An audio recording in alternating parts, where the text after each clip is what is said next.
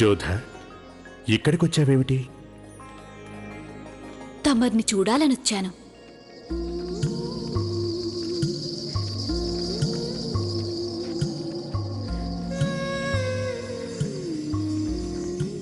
కానీ నీ అందాన్ని నువ్వే అద్దంలో చూసుకుంటున్నావుగా.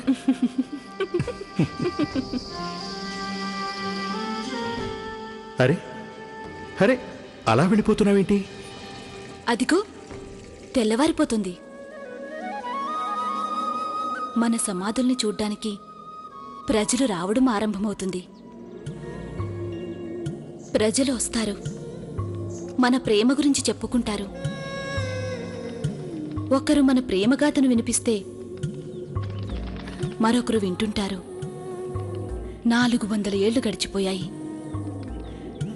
ఈ 400 ఏళ్లలో ప్రతిదీ ఎంతగానో మారిపోయింది కదూ. జీవిత విధానాలు కూడా మారిపోయాయి. అయితే ఈ జోధా అక్బర్ల ప్రేమ కథ మాత్రం చెక్కు చెదరలేదు. ఈ కథకి ప్రత్యక్ష సాక్షి అయిన సూర్యుడు మారలేదు. 400 ఏళ్ల తర్వాత కూడా ప్రజలు మన ప్రేమ కథ గురించి చెప్పుకుంటున్నారు. అయితే వాస్తవానికి ఏం జరిగిందో నీకు నాకు మాత్రమే తెలుసు. అప్పట్లో నా పేరు జలాల్ మాత్రమే. ఆ జలాల్కి ఒకే ఒక్క రంగు కనిపించేది. అది మాత్రమే అర్థమయ్యేది. ఆ రంగే నచ్చేది. అదే నెత్తుటి రంగు.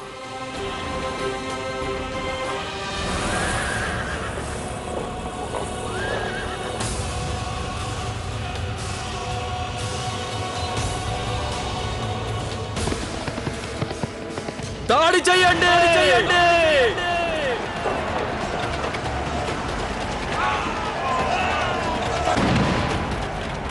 ఒక 15 ఏళ్ల కుర్రవాడి కరవాలం ఒరలోంచి బయటపడిన రోజుల్లో ఈ కథ ఆరంభమైంది.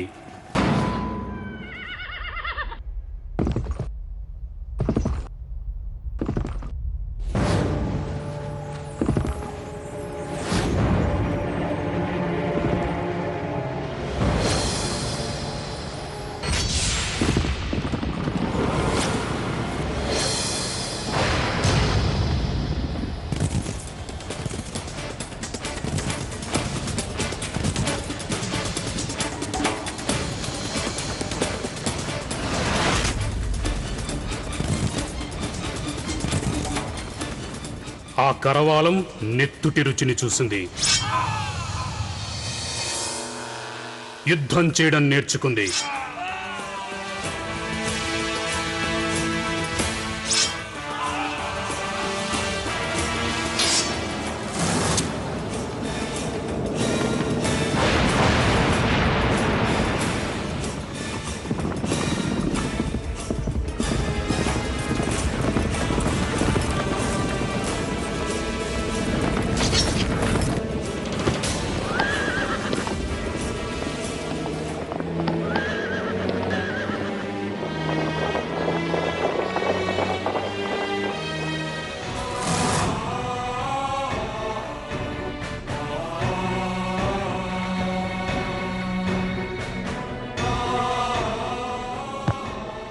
నీకు చివరి అవకాశం ఇస్తున్నాను. బతుకు కావాలా లేక చావా? బతుకు. ఇప్పటి నుంచి నువ్వు మా బానిసవి.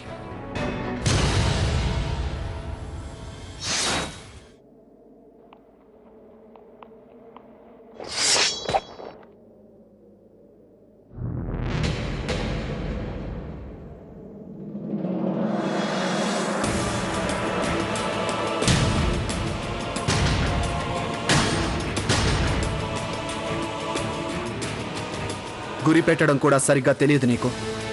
ఈ జలాలకి హృదయం అనేదే లేదు. వీరుడనే వాడికి హృదయం ఉంటే వారికి విజయం అనేదే దక్కదు. బతుకు మిగలదు. చావు మాత్రమే దక్కుతుంది. అది కూడా నిజమైన చావు.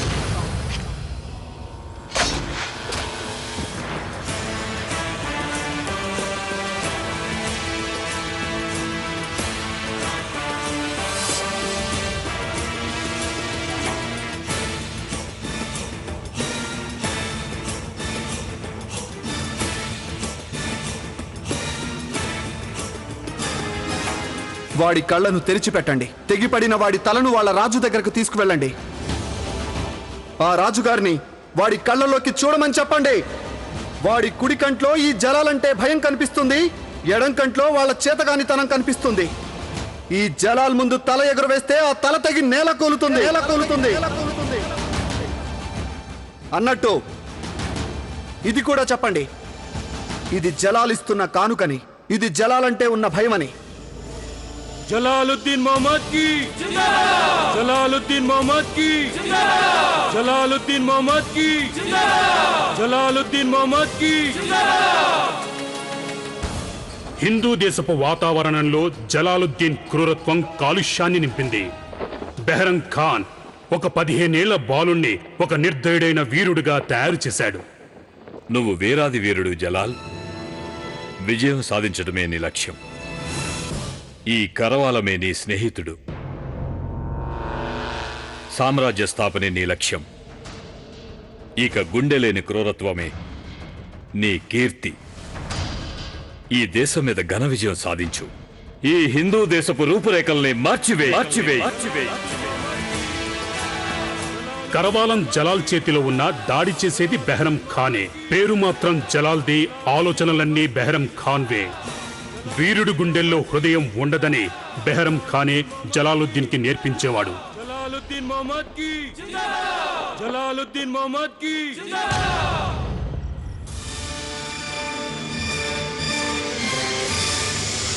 తండ్రి స్థానంలో ఉండే బెహరం ఖాన్ జలాల్ కి భయపెట్టడమే రాజకీయమని నేర్పించాడు. జలాల్ అతను చూపించిన దారిలోనే సాగిపోయాడు.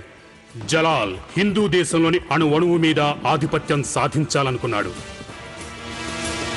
ఆ లక్ష్య సాధనకి మంత్రిగాను, సంరక్షకుడిగాను, గురువుగాను బెహరం ఖాన్ జలాలుద్దీన్ ఆలోచనలు, ఆచరణల్ని తన అదుపజ్ఞలలో ఉంచుకున్నాడు.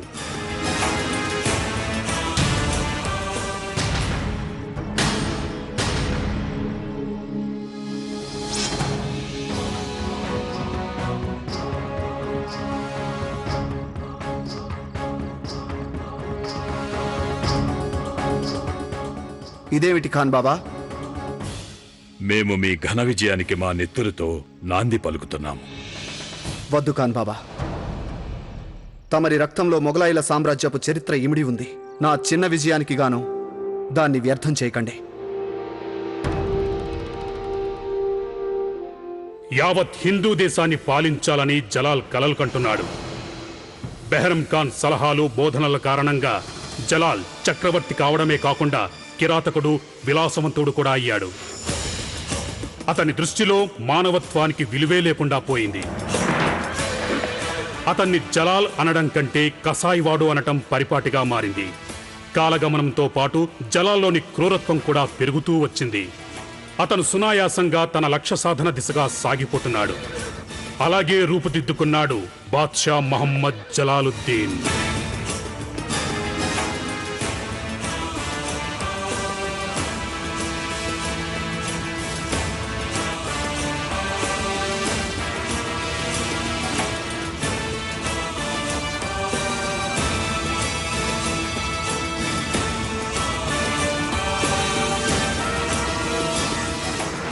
జలాల్ పేరు అందరి నోటా వినబడసాగింది. అతని గురించి కథలు కథలుగా చెప్పుకునేవారు. ఏనుగులంటే ఇష్టపడే జలాల్ బలం గజబలంగా మారసాగింది. అదలా ఉండగా దేశవ్యాప్తంగా అల్లకల్లోల పరిస్థితి వ్యాపించసాగింది. పశ్చిమ ప్రాంతాల్లో పరస్పర అసూయ ద్వేషాల వల్ల రాజపుత్ర రాజుల మధ్య చీలికలు ఏర్పడసాగాయి. ఒక వంక సూర్యోదయం, మరొక వంక సూర్యాస్తమం. మాటల మీద వివాదాలు ఈటలుగా మారుతున్న రోజులవి. చేతులు కత్తులు దూయసాగాయి. ప్రశ్నే సమాధానంగా మరో ప్రశ్న తలెత్తసాగింది. పరస్పర అహంకారాలతో చిక్కుకుపోయిన రాజపుత్రులు కూడా దేశం కోసం నడుం బిగించారు. అయితే ఆ రాజపుత్రులకి తమ ఆయుధాగారంలోనే జలాల్ గుండెల్ని స్పందింపజేయగల ఒక ఆయుధం ఉన్న సంగతి తెలియదు. ఆ ఆయుధం పేరే జోధా. ఆమీరు రాజ్యపు ఎడారిలో ఇసుకపై రాయబడిన ఒక కవిత లాంటిది జోధా. ఆ రోజుల్లో కొందరు ఆమెని హర్కాబాయి అని కూడా అనేవారు, మరికొందరు రాకుమారి అని కూడా అనేవారు. అయితే మన ఈ కథలో ఆమెని మనం జోధా అనే చెప్పుకుందాం. ఒక వంక క్రూరత్వం కరవాల్పు వాడి చెలరేగుతుంటే మరొక వంక దయ ప్రేమమయ కాంతులు వెల్లివిరుస్తున్నాయి.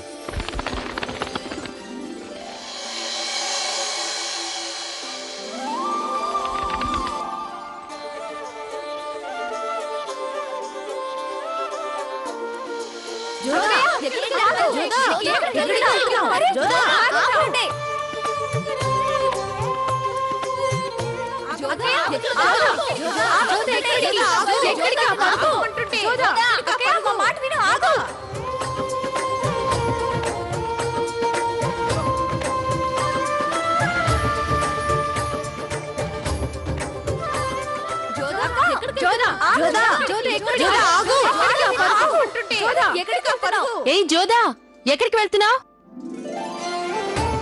జోదా, జోధా!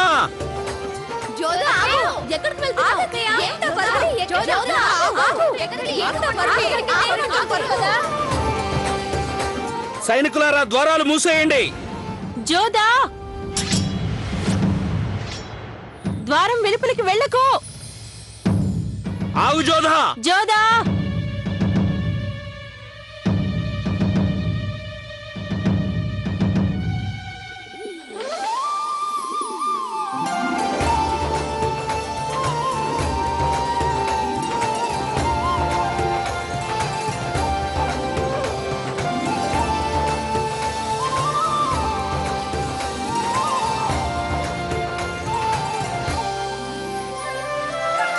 జోధా, ఏమిటమ్మా ఈ పని?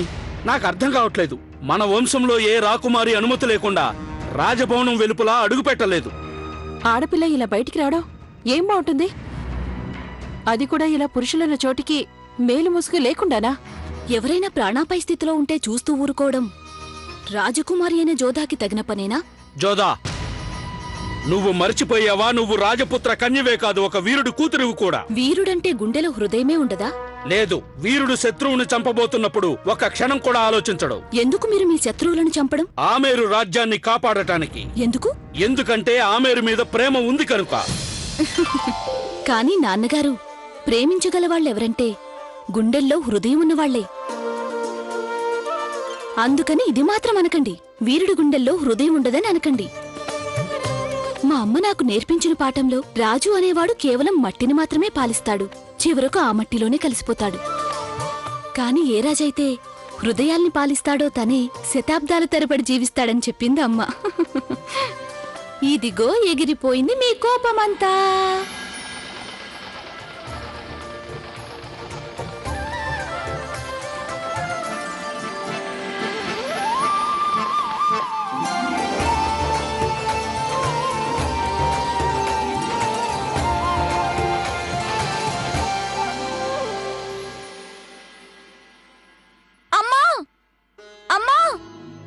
మళ్ళీ ఏమైంది? ఏమైందా? చూడు, నీ ముద్దుల కూతురు ఏం చేసిందో. ఏం చేసింది? నగలెంచుకుంది నేను, పెట్టుకునేది ఈవిడ. అరే, ఈ నగలు సుకన్య ఎంచుకుందని నాకు తెలియదే. అయితే తీసేస్తాలే. వద్దు, నువ్వు పెట్టుకున్నవి నాకు అక్కర్లేదు. సుకన్య, బట్టలతో పాటు ఇవి పెట్టుంటే ఇవి నా కోసమే అనుకున్నాను. ఈరోజు తన పుట్టినరోజు కదమ్మా, పెట్టుకోనివ్వమ్మా తన్ని. నువ్వెప్పుడు చూసినా అలాగే అంటావమ్మా. తనేదో నాకంటే పెద్దదైనట్టు ప్రతిదీ తనకే ఇచ్చేయమంటావు. నేను చిన్నదాన్ననేగా. నువ్వు చిన్నదానివి మాత్రమే కాదు, చిన్నదానివి పరాయిదానివిను. నిజానికి ఏం జరిగిందంటే సుకన్య, నువ్వు అమ్మకి దేవాలయం మెట్ల మీద దొరికావు. అందువల్ల చిన్నది పరాయిది అనే వాటికి కొంచెమైనా తేడా ఉంటుందిగా. అంతేగా అమ్మా? నాకు తెలుసమ్మా, నువ్వు ఎప్పుడు చూసినా తన్నే వెనకేసుకొస్తావు. అందుకే ఇవాల్టి నుంచి నీకు నేనేది చెప్పను. అలా అనకమ్మా, నేను నీకు ఇంతకంటే గొప్ప నగలు చేయిస్తాను సుకన్య, సరేనా? ఇక గొడవ పడ్డంతో కడుపు నిండినట్లయితే తొందరగా తయారై కిందకొచ్చేయండి. తులాభారానికి వేళైపోతుంది. నేను కాళిక అమ్మవారిని ఒకటే కోరుకుంటాను, ఈ తులాభారం తర్వాత నీకు త్వరగా పెళ్లి చేయించేమని. అంతే. నీ పెళ్లి కూడా. నీకొచ్చే మొగుడు వీరుడు సూర్యుడు అయి ఉండడు. ఎంత లావుగా ఉంటాడంటే చూడ్డానికి కొబ్బరి బొండల్లా ఉంటాడు. నీకొచ్చే మొగుడు ఎంత పీలగా సన్నగా ఉంటాడంటే ఎండిపోయిన తోటకూరకాడలాగా. నీ పొగరు పోవాలంటే నిన్న మొగలై సైనికులు ఎత్తుకుపోవాల్సిందే.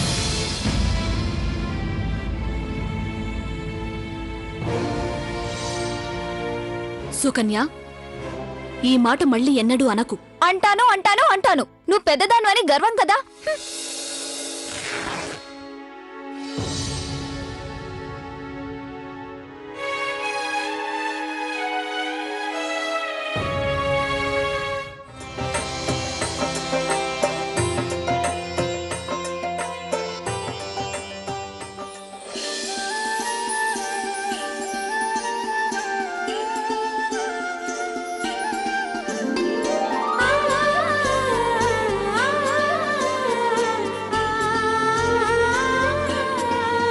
ఇదేంటి జోదా, నేను నీకిచ్చిన ఆ బట్టలు వేసుకోలేదెందుకు నువ్వు?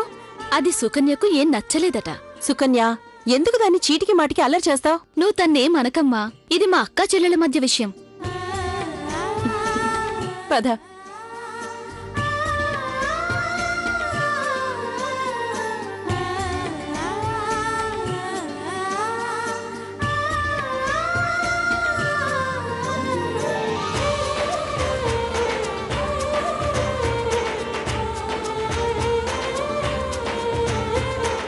అమ్మవారి దయవల్ల తులాభారం ప్రశాంతంగా అయిపోవాలి. మైనావతి, అదొస్తుందని తెలిసినప్పటినుంచి నాకొకటే కంగారుగా ఉంది. ఏం జరుగుతుందో ఏంటో. ఎవరు రాబోతున్నారు మైనావతి? ఆ సోది చెప్పేదే. ఆవిడ నోటి మాట అంటే తలరాతంటావే. ఆవిడ గురించేగా నువ్వు చెప్తున్నది? అవును, ఆవిడిగారే. ఆవిడ్ని ఎవరు ఆహ్వానించారు? ఆవిడ్ని పిలిచినంత మాత్రాన వచ్చే రకమా ఏమిటి? మనం వద్దంటే మాత్రం ఆగుతుందా? తను జోదా భవిష్యత్ తెలుసుకున్నానంటుంది. జోదా వివాహం రాజపుత్రుల వంశంలోనే అవుతుందట. పోనీలే కోడలా, అంతవరకే అడుగు దానిని. లేదంటే దాని నోరు అసలే మంచిది కాదు. అడిగితే ఏం చెప్తుందో ఏంటో. దాని గురించి మీరు బెంగపడకండి అత్తయ్య. జోదా విషయంలో ఎలాంటి అశుభం జరగబోదు. అన్నీ చక్కగానే జరుగుతాయి. ఈ మధ్య రొట్టెల కంటే నెయ్యి ఎక్కువ తినేస్తున్నట్టుంది. ఈ త్రాసు చూడు, కిందికి దిగనంటుంది.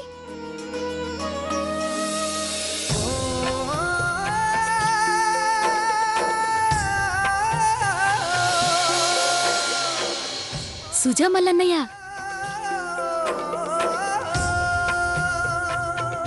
అదేంటి సుజామల్లు, ఇది పుస్తకం. ఆనవాయితీ మీరు మర్చిపోయినట్టున్నారు. తులాభారంలో వెండి బంగారాలు మాత్రమే కానుకలుగా ఇస్తారు. నాకు తెలుసు, అందుకే దీనికి బంగారు పూత పోయించాను. పృథ్వీరాజ్ రాథోడా?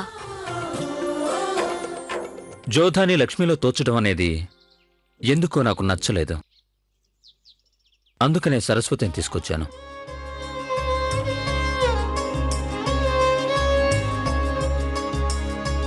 చిన్ననాటి స్నేహాలు వన్నె తరగని బంధాల వంటివి. పెద్దయ్యాక దారులు వేరైనా అనురాగం మాత్రం వాటి దారిలోనే నేటికీ నడుస్తుంది.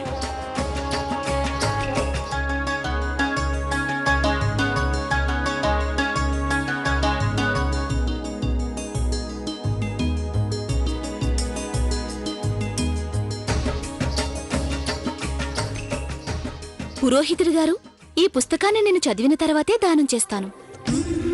నాకొకటి అర్థం కాలేదు. మా బంగారు చెల్లెలకి నగలు నాణేల కంటే పుస్తకాలంటే ఎందుకిష్టం? సుజామలన్నయ్య గారు, పెద్ద పెద్ద రాజులు కూడా వీటి కోసం పరితపిస్తుంటారు. ఎప్పటినుంచో ఈ పుస్తకం చదవాలని నేను కూడా అనుకుంటున్నాను. నీకు నచ్చిందంటే నాకు చాలా ఆనందంగా ఉంది. నీ పుట్టినరోజు సందర్భంగా నీ కలలు కోరికలన్నీ నెరవేరాలని కోరుకుంటున్నాను. నీ కోరికలు కూడా తీరాలి. చెప్పలేం బాబాయ్ ఏం నిర్ణయిస్తాడో. ఆయన తనకి ఏది నచ్చితే అదే చేస్తాడు. దాని గురించి నువ్వేం మాత్రం బెంగపడక్కర్లేదు.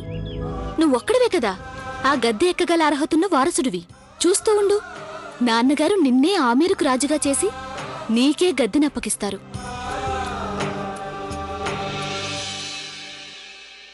నీకు తెలుసా మోతీబాయ్, నాన్నగారు సరే అన్నారు. దేని గురించి? సరిహద్దులకి అవతలవైపు ఉన్న కాళికాగుడికి వెళ్లడానికి నాన్నగారు అనుమతినిచ్చారు. నువ్వెక్కడికి వెళ్ళకూడదు జోదా. ఇవాళ నీ పుట్టినరోజు కదా, మన అతిథులంతా ఆమేరులోనే ఉన్నారు. నువ్వు రాజభవనంలో కనిపించకపోతే కానీ అమ్మా నన్ను వెళ్లి తీరాల్సిందే. పంతానికి కూడా ఒక హద్దుంటుంది. హద్దులనేవి కేవలం ఆడవాళ్లకే పరిమితమా? అందరికీ ఉంటాయి జోదా, కాని మన ఆడవాళ్లకి ప్రత్యేకంగా ఉంటాయి. నేను కూడా మీ నాన్నగారు వెనువెంటే కదా వెళ్తాను. రాజుగారి వెనువెంటే వెళ్లేది ప్రజలు మాత్రమే. రాణి అన్నాక రాజుగారి వెంటే కదా వెళ్ళాలి. జోదాని మనం మాటల్లో గెలవలేం. మైనావతి, తనని వెళ్ళనివ్వు. అంతా మీ వల్లే. అసలు తన పేరు జోదా అని పెట్టకుండా పంతాలమ్మని పెట్టుండాల్సింది. ముందే చెప్పండి తనకి. సూర్యాస్తమయం లోపలే వచ్చేమని చెప్పండి. ఆ నీతో పాటు ఒక సైనిక దండు కూడా వస్తుందిలే.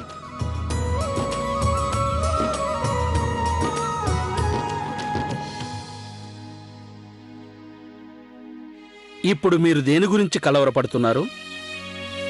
ఆ సోది చెప్పే ఆవిడ వస్తుంది ఎన్నో రోజుల తర్వాత. మన అమ్మాయి భవిష్యత్తు చెబుతుందట. తను ఏం చెప్తుందో ఏమో. భవిష్యత్తు ఎలా ఉంటుందో అటు జోదాకి తెలియదు, ఇటు తల్లి మైనావతికి తెలియదు. తన కూతురు భవిష్యత్తు గురించి ఆందోళన పడుతుంది మైనావతి. ఎందుకంటే ఆ రోజు సోది చెప్పే ఆవిడ జోదా భవిష్యత్తు చెప్పబోతోందట. ఆ రోజు జోదా జన్మదినం మాత్రమే కాదు, అది తనకి మరో కొత్త జన్మనివ్వబోయే రోజు. తను వెళ్తున్న చోట తన భవిష్యత్తే మారిపోబోతోంది. అది కేవలం ఆ ఒక్క రోజుకే పరిమితం కాదు, జోదా మొత్తం జీవితం మారనున్న రోజది. జోదా భవిష్యత్తు కథ అలా ఆ రోజే ఆరంభం కానుంది. ఆ పల్లకి ఆమెను కేవలం దేవాలయం వరకే కాదు, ఆమె భవిష్యత్తు వైపుకు తీసుకెళ్లబోతోంది.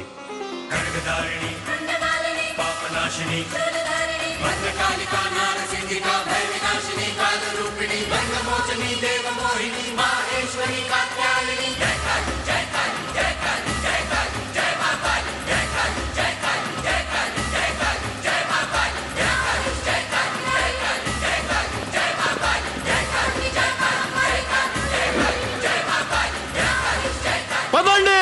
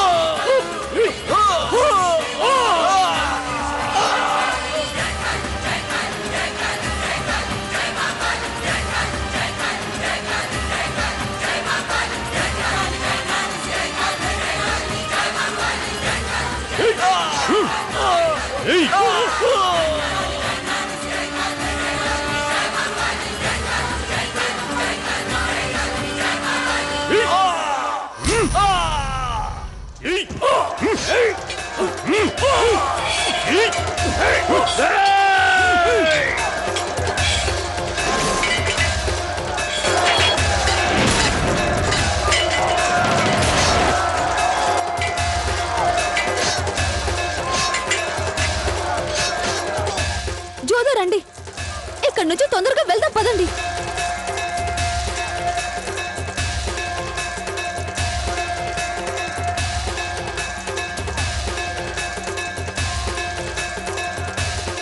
వీళ్ళంతా ఎవరు? వీళ్ళంతా మొగలాయి సైనికులు. అమ్మవారి నగల్ని దోచుకెళ్లడానికి వచ్చుంటారు. ఈ మొగలాయిలు వచ్చినప్పటి నుంచి మన ఆలయాల్లోని ఆస్తుల్ని దోచుకోవడమే వాళ్ళ పని అయిపోయింది. అయితే నా సంగతి వదిలేసి ముందు అమ్మవారి ఆస్తుల్ని కాపాడండి. క్షమించాలి రాకుమారి, మేము తమని విడిచిపెట్టి ఎక్కడికి వెళ్ళాం. నా గురించి ఆలోచించకండి, మీరు వెళ్ళండి. తప్పుకోరా, నేను నిన్ను అమ్మవారి నగలను ఎత్తుకెళ్ళనివ్వను. మోతీబాయ్, ఈ నగలతో పాటు నిన్ను కూడా ఎత్తుకుపోతాను ఇప్పుడు. మోతీబాయ్, ముందు మీరు వెళ్ళి మోతీబాయిని కాపాడండి, లేదంటే ఆ కరవాలం నాకు ఇవ్వండి, నేను వెళ్ళి కాపాడతాను. కాపాడండి. మీరు ఇక్కడే ఉండండి, నేను వెళ్ళి కాపాడుతాను. మోతీబాయ్, వదలరా నన్ను, వదలరా, కాపాడండి, వదలరా నీచుడా, కాపాడండి.